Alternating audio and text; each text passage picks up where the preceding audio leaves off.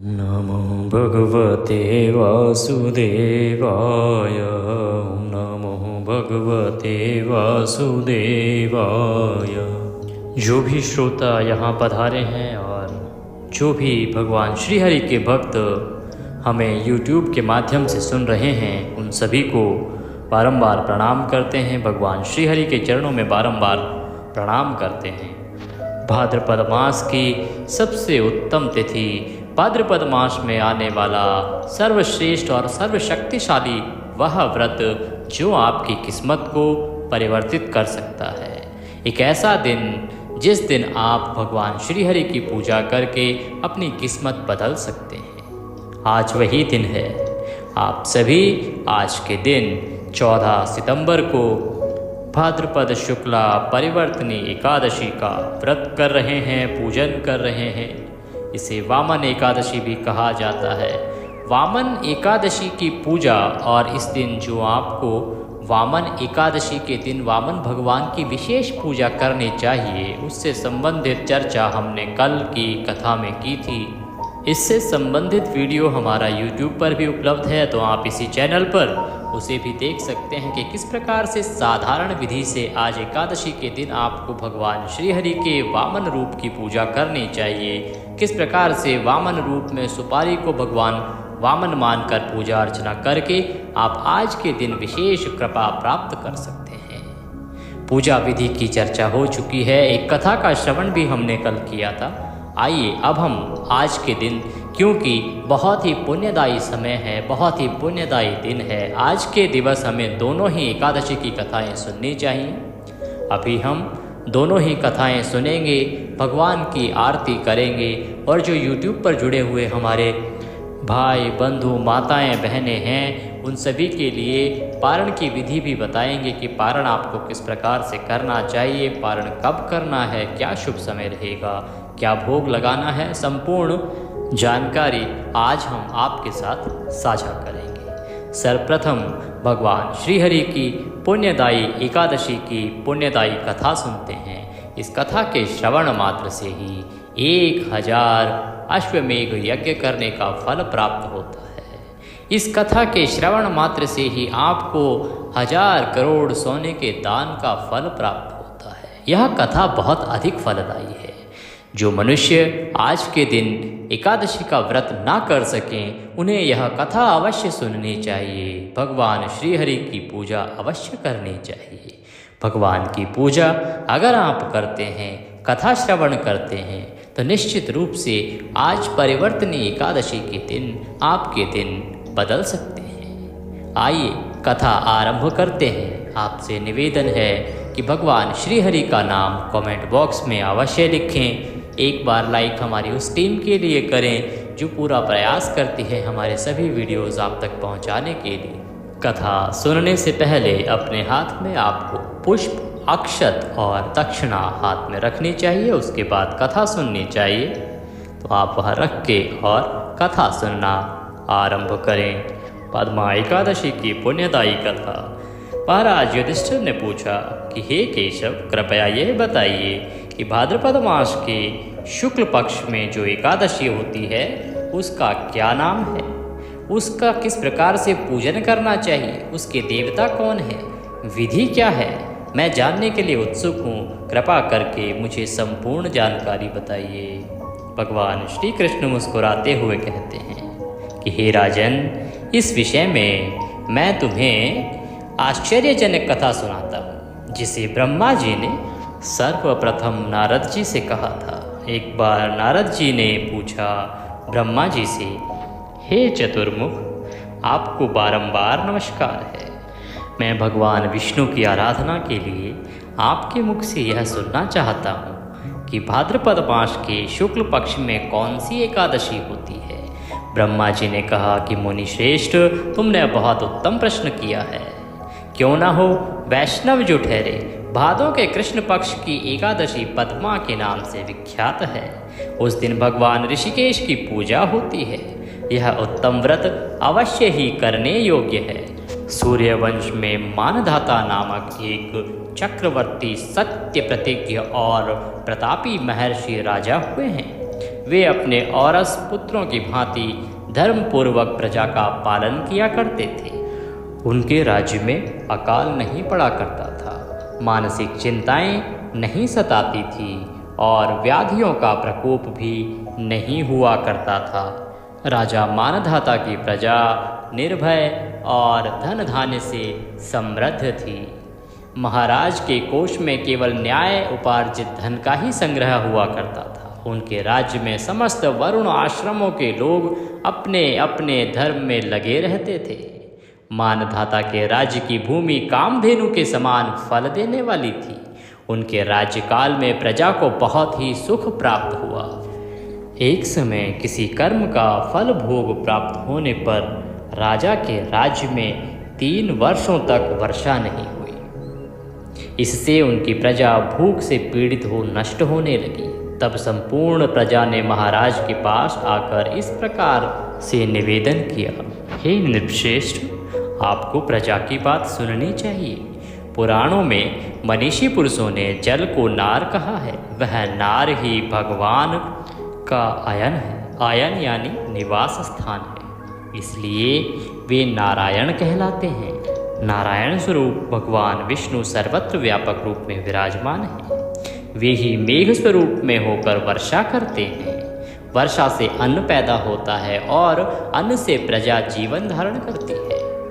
हे नृपश्रेष्ठ, इस समय अन्न के बिना प्रजा का नाश हो रहा है, अतः ऐसा कोई उपाय कीजिए जिससे हमारे योग क्षेत्र में निर्वाह हो सके।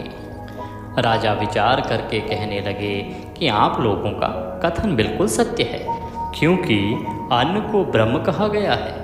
अन्न से प्राणी उत्पन्न होते हैं और अन्न से ही जगत जीवन धारण करता है। लोक में बहुधा ऐसा सुना जाता है तथा प्राणों में भी बहुत विस्तार के साथ ऐसा वर्णन मिलता है कि राजाओं के अत्याचारों से प्रजा को पीड़ा होती है, किंतु जब मैं बुद्धि से विचार करता हूँ तो मुझे अपना किया हुआ कोई अपराध दिखाई नहीं देता। फिर भी मैं प्रजा का हित करने के लिए पूर्ण प्रयत्न करूँगा। ऐसा निश्चय करके राजा मानधाता विधाता को प्रणाम करके सघन वन की ओर चल दिए। वहाँ जाकर जो भी प्रमुख मुनिगण थे उन सभी के आश्रमों पर घूमते फिर रहे थे। तभी एक दिन उन्हें ब्रह्मपुत्र अंगिरा ऋषि के दर्शन हुए। उन पर दृष्टि पड़ते ही राजा हर्ष में भरकर अपने वाहन से उतर पड़े और इंद्रियों को वश में करके दोनों हाथ जोड़कर उन्होंने मुनि के चरणों में प्रणाम किया। मुनि ने भी स्वस्ति कहकर राजा का अभिवादन किया और उनके राज्य के 7 अंगों की कुशलता पूछी। राजा ने अपनी कुशलता बताकर मुनि के स्वास्थ्य का समाचार पूछा। मुनि ने राजा को अर्घ्य और आसन दिया। उन्हें ग्रहण करके जब वे मुनि के समीप बैठे तो मुनि ने राजा से आगमन का कारण पूछा। राजा ने कहा कि भगवान, मैं धर्मानुकूल प्रणाली से पृथ्वी का पालन कर रहा था, फिर भी मेरे राज्य में वर्षा का अभाव हो गया। इसका कारण क्या है, इस बात को मैं नहीं जानता हूँ। ऋषि बोले कि हे राजन, सब युगों में उत्तम युग सतयुग है। इसमें सभी लोग भक्ति में लगे रहते हैं तथा इस समय धर्म अपने चारों चरणों से युक्त होता है। इस युग में केवल ब्राह्मण ही तपस्वी होते हैं, दूसरे लोग नहीं। किंतु महाराज, आपको जानकर आश्चर्य होगा, आपके राज्य में एक शूद्र तपस्या करता है। इसी कारण मेघ पानी नहीं भर सकते। तुम इसके प्रतिकार का यत्न करो जिससे यह अनावृष्टि का दोष शांत हो जाए। राजा ने कहा कि मुनिवर, एक तो वह तपस्या में लगा है और दूसरे वह निरपराध है, अतः मैं उसका अनिष्ट कैसे करूँगा? ये तो नहीं हो सकता। आप उक्त दोष को शांत करने वाले किसी धर्म का उपदेश दीजिए, मैं उसको अवश्य करने का प्रयत्न करूँगा। ऋषि बोले कि हे राजन, यदि ऐसी बात है तो एकादशी का व्रत करो। भाद्रपद मास के शुक्ल पक्ष में जो पद्मा नाम से विख्यात एकादशी आती है, उसका व्रत करो। भगवान श्रीहरि की पूजा करो। उसके व्रत के प्रभाव से निश्चय ही उत्तम दृष्टि होगी। नरेश, तुम अपनी प्रजा और परिजनों के साथ इसका व्रत करो। ऋषि के ये वचन सुनकर राजा अपने घर लौट आए। उन्होंने चारों वरुण के समस्त प्रजा के साथ भादों में शुक्ल पक्ष की पद्मा एकादशी का व्रत किया। इस प्रकार व्रत करने पर मेघ पानी बरसाने लगे, पृथ्वी जल से आप लावाहित हो गई और हरी भरी खेती से सुशोभित होने लगी। उस व्रत के प्रभाव से सब लोग सुखी हो गए। भगवान श्री कृष्ण कहते हैं कि हे राजन, इस कारण इस उत्तम व्रत का अनुष्ठान अवश्य करना चाहिए। पद्मा एकादशी के दिन जल से भरे हुए घड़े को वस्त्र से ढककर दही और चावल के साथ ब्राह्मण को दान देना चाहिए। साथ ही छाता और जूते भी देने चाहिए। बुधवार और श्रवण नक्षत्र के योग संयुक्त द्वादशी के दिन बुध श्रवण नाम धारण करने वाले भगवान गोविंद आपको नमस्कार है, आपको बारंबार नमस्कार है। मेरी पाप राशि का नाश करके आप मुझे सब प्रकार के सुख प्रदान करें। आप पुण्य आत्मा जनों को भोग और मोक्ष प्रदान करने वाले तथा सुखदायक हैं। हे राजन, दान देते समय इस प्रकार से प्रार्थना करनी चाहिए। इस प्रकार प्रार्थना करने से और इसको सुनने से मनुष्य सब पापों से मुक्त हो जाता है। बोलिए विष्णु भगवान की जय, बोलिए कृष्ण कन्हैया लाल की जय। आइए अब हम दूसरी एकादशी की कथा का श्रवण करते हैं। यह कथा जो सभी जगह पढ़ी और सुनी जाती है, पौराणिक कथा है, और जो एकादशी महात्म्य की जो पुस्तकें आती हैं बाजार में, उनमें भी इस कथा का वर्णन आपको अवश्य ही मिलता है। और सभी सनातन प्रेमियों को इस दिन एकादशी पर इस कथा का श्रवण भी करना चाहिए। आइए कथा आरंभ करते हैं। युधिष्ठिर कहने लगे कि भगवान, भाद्रपद शुक्ला एकादशी का क्या नाम है? इसकी विधि और महात्म्य क्या है? कृपा करके आप विस्तार पूर्वक कहिए। तब श्री कृष्ण कहने लगे, हे राजन, इस पुण्य स्वर्ग और मोक्ष को देने वाली तथा सब पापों का नाश करने के लिए इससे बढ़कर और कोई उपाय नहीं है। जो मनुष्य इस एकादशी के दिन मेरी अर्थात वामन रूप की पूजा करता है, उससे तीनों लोग पूज्य होते हैं। अतः मोक्ष की इच्छा रखने वाले मनुष्य इस व्रत को अवश्य करें। जो कमल नयन भगवान का कमल से पूजन करते हैं, वह अवश्य ही भगवान के समीप जाते हैं। जिसने भाद्रपद शुक्ला एकादशी को व्रत और पूजन किया, उसने ब्रह्मा विष्णु सहित तीनों लोकों का पूजन कर लिया। अतः हरिवासर अर्थात एकादशी का व्रत अवश्य करना चाहिए। इस दिन भगवान करवट लेते हैं, इसीलिए इसको परिवर्तनी एकादशी भी कहा जाता है। भगवान के वचन सुनकर युधिष्ठिर बोले, हे भगवान, मुझे अति संदेह हो रहा है कि आप किस प्रकार सोते और करवट लेते हैं तथा किस तरह राजा बलि को बांधा और वामन रूप रखकर क्या क्या लीलाएं की। चातुर्मास के व्रत की क्या विधि है तथा आपके शयन करने पर मनुष्य का क्या कर्तव्य है, सो आप विस्तार पूर्वक मुझसे कहिए। श्री कृष्ण कहने लगे, हे राजन, अब आप सब पापों को नष्ट करने वाली कथा को श्रवण करें। त्रेता युग में बलि नामक एक दैत्य था। वह मेरा परम भक्त था। विविध प्रकार के वेद सूक्तों से मेरा पूजन किया करता था और नित्य ही ब्राह्मणों का पूजन तथा यज्ञ भी करता था। परंतु इंद्र से द्वेष के कारण उसने इंद्रलोक तथा सभी देवताओं के लोकों को जीत लिया था। तब सब देवता एकत्र होकर सोच विचार कर भगवान के पास गए और बृहस्पति सहित इंद्र आदि देवता प्रभु के निकट जाकर और नतमस्तक होकर वेद मंत्रों द्वारा भगवान का पूजन और स्तुति करने लगे। तब मैंने वामन रूप धारण करके 5वां अवतार लिया और फिर अत्यंत तेजस्वी रूप से राजा बलि को जीत लिया। इतनी वार्ता सुनकर राजा युधिष्ठिर बोले, हे जनार्दन, आपने वामन रूप धारण करके उस महाबली दैत्य को किस प्रकार जीता? श्री कृष्ण कहने लगे, मैंने वामन रूपधारी ब्रह्मचारी बालक के रूप में बलि से 3 पग भूमि की याचना करते हुए कहा, ये मुझको 3 लोक के समान है और हे राजन, यह तुमको अवश्य ही देनी होगी। राजा बलि ने इसको तुच्छ सी याचना समझकर 3 पग भूमि का संकल्प मुझको दे दिया और मैंने अपने त्रिविक्रम रूप को बढ़ाकर यहाँ तक कि भूलोक में पद, भुवलोक में जंघा, स्वर्गलोक में कमर, महालोक में पेट, जनलोक में हृदय, यमलोक में कंठ की स्थापना कर सत्यलोक में मुख और उसके ऊपर मस्तक स्थापित किया। सूर्य, चंद्रमा आदि सब ग्रहगण, योग, नक्षत्र इत्यादि देवता और शेष आदि सब नागगणों ने विविध प्रकार से वेद सूक्तों द्वारा प्रार्थना की। तब मैंने राजा बलि को हाथ पकड़कर कहा कि हे राजन, एक पग से पृथ्वी, दूसरे से स्वर्गलोक पूर्ण हो गया, अब तीसरा पग कहाँ रखूं? तब बलि ने अपना सिर झुका लिया और मैंने अपना पैर उसके मस्तक पर रख दिया, जिससे मेरा यह भक्त पाताल को चला गया। फिर उसकी विनती और नम्रता को देखकर मैंने कहा कि हे बलि, मैं सदैव तुम्हारे निकट ही रहूँगा। विरोचन के पुत्र बलि के कहने पर वहाँ पर भाद्रपद शुक्ला परिवर्तनी एकादशी के दिन बलि के आश्रम पर मेरी मूर्ति स्थापना हुई और दूसरी क्षीर सागर में शेषनाग के पृष्ठ पर हुई। हे राजन, इस एकादशी को भगवान शयन करते हुए करवट लेते हैं, इसीलिए तीनों लोकों के स्वामी भगवान विष्णु का उस दिन पूजन करना चाहिए। तांबा, चांदी, चावल और दही का दान करना उचित है। रात्रि को जागरण अवश्य करना चाहिए। जो विधि पूर्वक इस एकादशी का व्रत करते हैं वे सब पापों से मुक्त होकर स्वर्ग में जाकर चंद्रमा के समान प्रकाशित होते हैं और यश पाते हैं। जो मनुष्य इस पाप नाशक कथा को पढ़ते या सुनते हैं उनको 1000 अश्वमेघ यज्ञ का फल प्राप्त होता है।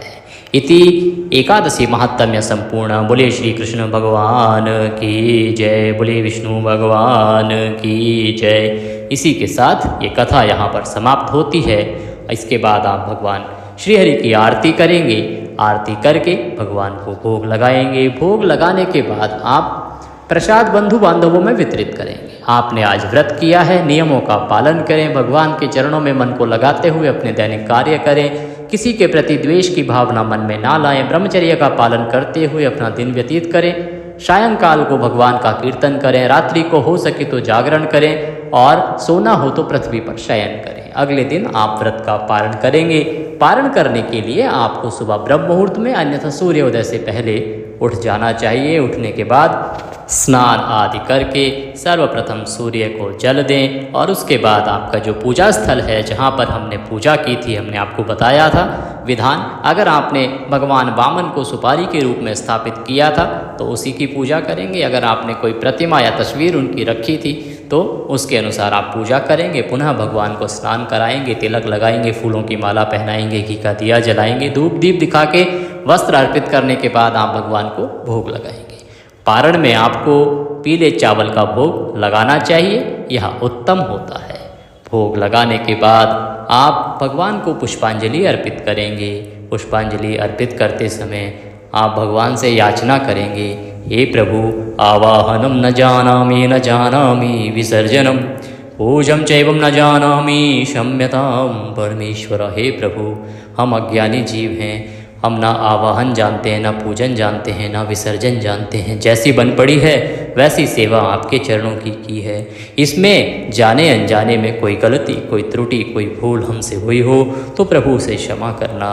आप दया सिंधु हैं, हम आपके दर के भिखारी हैं। इसके निमित्त जाते हुए अब आपको अर्पित करने के लिए हमारे पास कुछ नहीं है। सब कुछ तन मन धन आप ही का है। हमारे पास मालती मलका जाति सत्पत्राण संयुक्तम पुष्पांजलिम मया दत्ता ग्रहणाम परमेश्वर। प्रभु, यह पत्र पुष्प की भेंट है, इसको आप स्वीकार करें और दया का आशीर्वाद प्रदान करें।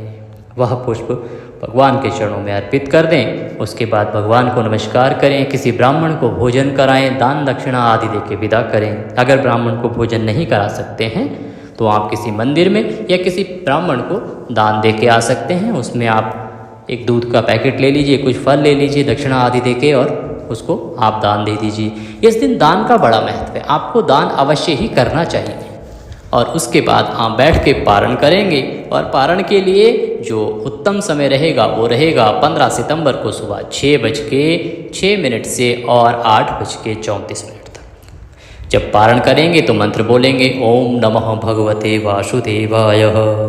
पारण करते समय सबसे पहले गुनगुने पानी को मीठा मिला के पिएँ, क्योंकि आपने 24 घंटे से कुछ खाया नहीं है तो यह आपके लिए उत्तम रहेगा। आप एक साथ कुछ खा लेंगे तो वह आपको नुकसान कर सकता है। इस विधि से आप पूजा करें। कथा सुने और पारण को करें। भगवान निश्चित ही आपका कल्याण करेंगे। इसी कामना के साथ अगर फिर मिलना चाहते हैं तो कृपया चैनल को सब्सक्राइब करें, ताकि आप और अच्छे वीडियोस के साथ हमसे मिल सकें और जानकारी प्राप्त कर सकें। वीडियो के अंत में वीडियो को लाइक अवश्य करें। कमेंट बॉक्स में भगवान को याद करते हुए जय श्री हरि लिखना ना भूलें। भगवान सबका कल्याण करें। इसी कामना के साथ जय श्री हरि।